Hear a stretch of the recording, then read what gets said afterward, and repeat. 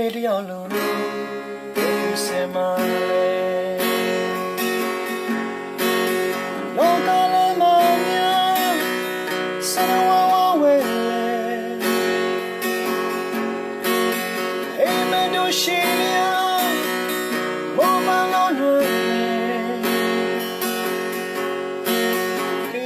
ဆုံးရင်တီမရအောင်ဆုံးဖြတ်ချက်တွေလည်းရှုံးမိခိုင်းပါစေ